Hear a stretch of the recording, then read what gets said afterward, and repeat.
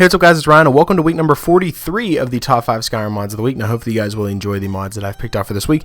Starting off at our number 5 spot, we have a very simple mod called Smithing Craftable Lockpicks. Now it does just as what it says in the title. You are now able to craft lockpicks in the smithing station using 1 iron ingot. It'll give you 10 lockpicks, which I think is very realistic and I think should have been in the game from, the get-go, because, or at least whenever you join the Thieves Guild, I think you should have been able to learn the ability to craft the lockpicks. I think that would be a really cool addition, and that's basically what this mod does, and it allows you to craft the lockpicks so you can go and sell them, or you could just use them for your own personal gain and be a thief. So that's why I like it, and that's why it comes in our number 5 spot. Coming in at our number 4 spot, we have the Blacksmithing Overhaul. Now, the Blacksmithing Overhaul changes the entire array of how you smith things in the game. Now, instead of actually learning through leveling up your skills, you can actually purchase plans, which are books that, once you read the book, you actually have the plan and you'll actually be able to, craft the item. Now, you can buy the plans from the vendors, or you can do it through reverse engineering, which I'll get to in a second. But the plans can be purchased from blacksmiths or fletchers and are created by reverse engineering an item. Plans are consumed upon reading, just like spells, and allow a user to craft the armor and weapon item from and onwards, providing them they have the perk. Now, for reverse engineering, it can be done at a deconstruction bench, which is located at the Skyforge in Whiterun and outside the Fletchers in Solitude, and the item can be reverse engineered. It'll be consumed during the process. Since this mod is meant to add more realism, you have to have an inkwell and quill, which is reusable in your inventory, but a blank book, which is consumed, to write on, and you can find those in vendors and general goods stores and stuff like that. Once a plan has been learnt, you can no longer reverse engineer that item, and it'll be removed from the list. It's kind of like disenchanting an item and learning the enchantment on it. It's pretty much the same way for smithing. Now, I think this mod is really awesome, and it completely revamps the entire way that you blacksmith things in the game, and I do think that is very more realistic, and it adds more realism into the game for how you can craft your armor and weapons, and it actually gives you, a bit more of motivation to actually go out there and find the armor to reverse engineer it, or if you want to just spend some of that gold that you found on your travels and purchase the plans. So there's 2 different ways of learning how to get the armor and how to actually craft it, and that is awesome, and that is why it comes in at our number 4 spot, so I strongly recommend downloading it. Coming in at our number 3 spot, we have the town of Granite Hill. Now, Granite Hill is an ancient village loaded with lots of sights and experiences. Discover the open-air market, famous Sheephead Inn, the shops, and history thanks to a book called The Traveler's Guide to Granite Hill. There is also some talk around the town that Granite Hill was built on the remains of a Nordic ruin, but over time truth has become legend, but every legend has been founded on some truth. Now, this town actually comes with a lot of buildings and a lot of new interiors, so I'm going to be giving you guys a full tour of the entire city, so let's begin.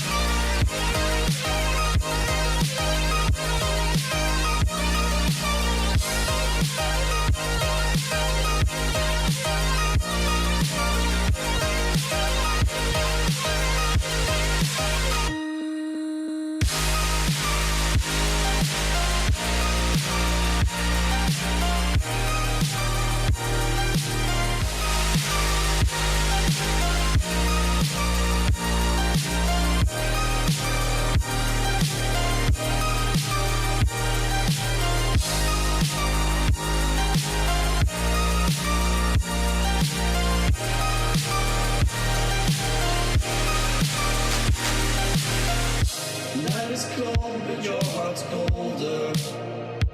I will wait for you.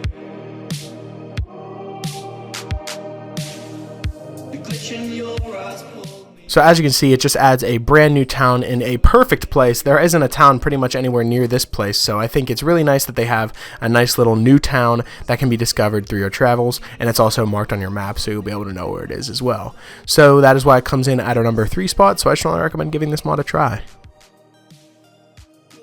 Coming in at our number 2 spot, we have the Fatality Overhaul. Now, this mod actually comes with 2 different mods. There's the Fatality Combat and Movement, and then there's the Damage plugin as well. If you want the full experience like I had in this video, then definitely download both of the mods and put them at the bottom of your load order. Because these mods are actually really cool, and I think it makes the game way more fun. Because instead of actually running around and being pretty much invincible slaying things, whether you're playing on Adept or if you're really good and you're playing on Master, it makes it so it's fair. You know, whenever you're in a cave, you're not going to get to the boss and have to kill him in like 20,000 hits while he can just kill you in 2 hits. That never really made much sense to me.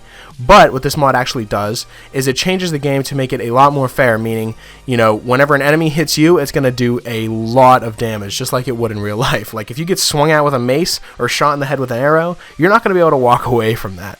So that is what makes this mod really awesome. What it does is it changes all the health modifiers in the game depending on what difficulty you're playing on. It still makes Novice, you know, similarly easy, but it's still kind of difficult on Novice. Adept makes it pretty difficult. I was playing on Adept in this playthrough and I was getting one-shotted. I'll show you. I die a few times in this playthrough here that I'm doing. Now what it is it's an overhauled, highly customizable combat system that rewards strategic thinking and fighting smart. Stamina is also very important whenever you're fighting in these battles, because I noticed that my stamina would get low and then it wouldn't regenerate as fast as it always would because my guy got tired and he wasn't able to swing as fast, and you're also not able to walk or run as fast if your fatigue is very low as well. Now there is an immersive injury system that seriously hinders and can even kill you, requiring you to tend to your wounds using curatives or bandages and bringing a role-playing component into your game. Health regeneration is disabled, and health, magicka, and stamina regeneration potions work over time instead of immediately. There's an overhaul of most NPC stats, making them a lot tougher to beat, and it makes the game a lot more harder. I've died 3 times in this cave that I was playing in because I was very new to the mod and I had no idea what to expect. But as you know, I progress and play with this mod more, I guarantee I'll be able to go through without dying a lot. But it just makes it so that the enemies will die quicker, as well as you die just as quick as them if they hit you in a good place, or, you know, if they get a good critical hit on you. So you have to be very careful when going in caves. You can't just run around and just slay everybody in the cave. You actually have to take your time and have a little bit of strategy behind your combat style. So that is definitely why it comes in at our number 2 spot, so I'd recommend giving this mod a try. Coming in at our number 1 spot, we have the Sanctum of Sacronellia. I believe that's how you pronounce it. Now what it is it's a dark and mysterious player home. It includes ingredient racks, spell tomes, crafting storages, teleportation between rooms, 30 plus mannequins, a full library, plantable garden, an armory with customizable blacksmithing machines, safe storage containers, and several NPCs and vendors, and much, much more. Now the location of this, I showed you on the map, it's southeast of Riverwood. And there are a lot of places that are in this house to explore, so I'm going to be giving you guys the full tour. I'm not going to make it too long, though, because this house is really big, so I'm going to do a lot of jump cuts here and there. If you want to see the entire house in its entirety, be sure to check the mod out. It is great, and let's begin the tour. Running like myself a fool, no point in trusting anyone. Your eyes of diamonds keep me up. Never thought that it could be this rough. No point in trusting anyone.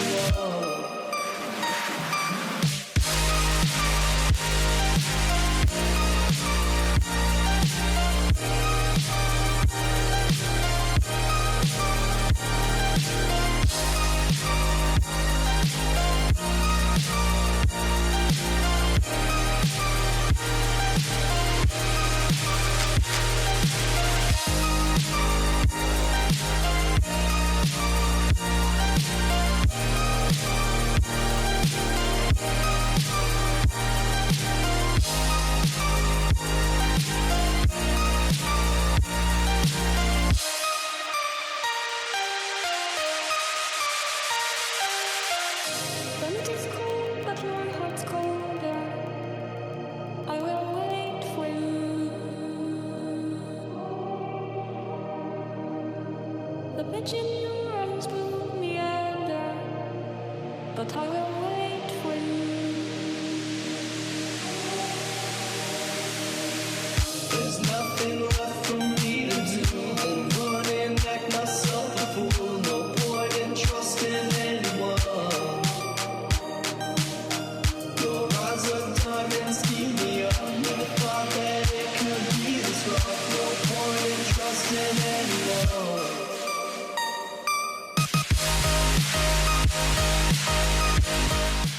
So as you can see, this house is huge and it's very dark and mysterious, especially the teleporting to the house, so we have no idea where it goes whenever you teleport. So this house mod is a giant one and it'll definitely add to your playthroughs. That is why it comes in at our number 1 spot, so I'd strongly recommend downloading it. So that's pretty much it for this week's episode of the top 5 Skyrim mods of the week. Hopefully you guys did enjoy, and if you did, I would appreciate it if you left a like and subscribe if you're new. It helps me out a lot. And if you have any suggestions for mods that you'd like me to cover in future episodes, be sure to let me know in the comment section below, or you can follow me on Twitter. I'll leave my Twitter in the description, and you can follow me on there and leave me suggestions through there as well. And yeah, that's pretty much it. Hopefully you guys did enjoy, and I'll talk to you guys later.